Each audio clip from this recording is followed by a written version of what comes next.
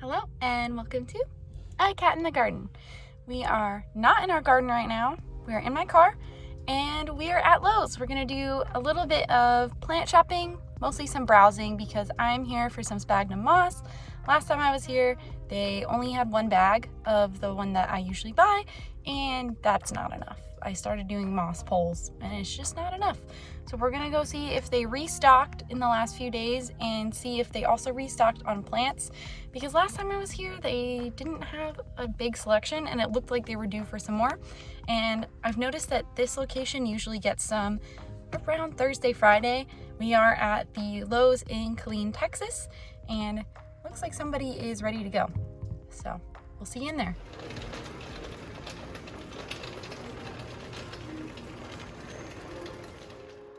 Okay, so voiceover Tessa coming at you because copyright music.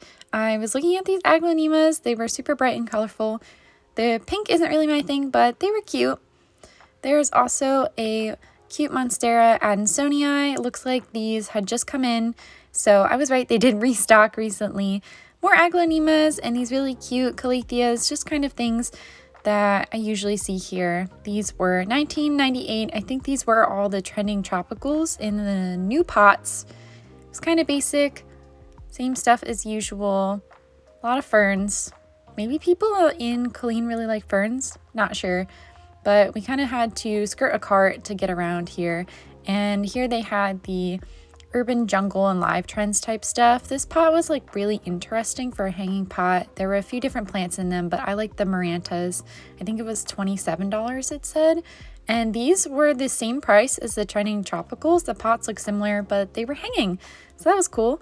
And just some regular Dieffenbachias and golden pothos, ferns, and this cute Dracaena looking plant.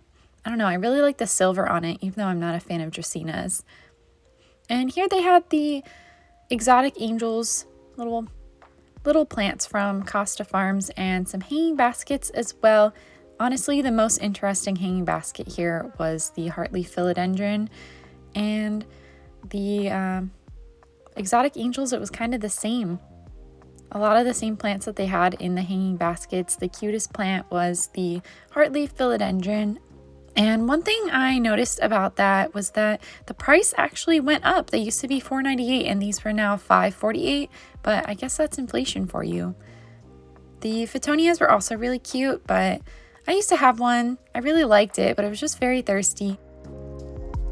Okay, so Lowe's did not have too much. They did not have the moss I was looking for. They did have a restock on plants, but it was just all of the common ones. It wasn't any of the new trending tropicals, and I'm really looking for a highly variegated Stanleyana albo if I can find it.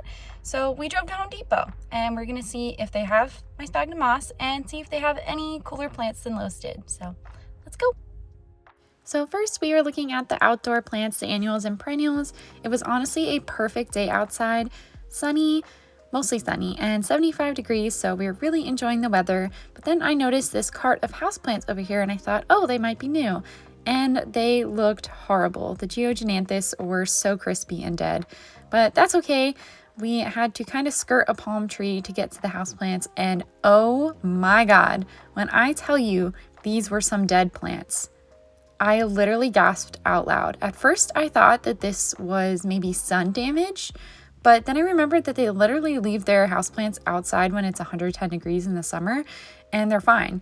And once I came upon these poor Scindapsus treubii moonlights, I realized that we had a freeze a couple days ago, and Home Depot must have left all of their houseplants outside. These Monstera perus looked cute though. They must have come in today or yesterday. But yeah, that was very disappointing. Very sad. All of those poor houseplants. And we got our cart stuck again. Apologies to Nutmeg, but that was super sad. I came over to the larger houseplants hoping that they looked better.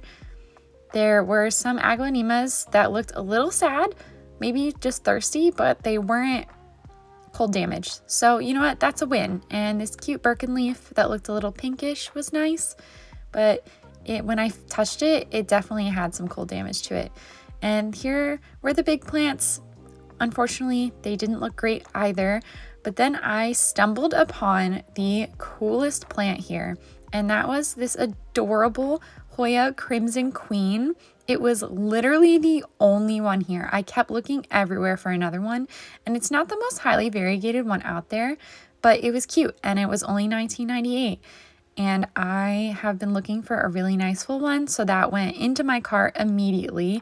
Nutmeg literally didn't care, but it's fine because I was so happy that I got a Crimson Queen.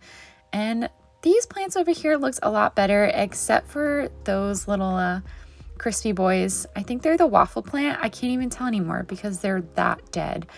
But it's just so weird how like half of the plants here were completely dead and had frost damage, and the rest of them were fine. And I let Nutmeg sniff a cute begonia because he likes to sniff plants sometimes. So Home Depot was rough. At first I thought those plants had sun damage, but then I remembered we had a freeze a few days ago, so I think that's what killed them all. It was really sad to see because I know that big box stores are capable of moving their plants inside or covering them. So that was pretty sad, but we did score one win, and I had to buy it because I have a very small, sad version of this plant, and I wanted a big one for a long time. So I bought it. I bought the Crimson Queen, 20 bucks, super cute. I'm in love with it already. It has 1,000,001 growth points, so super happy about that.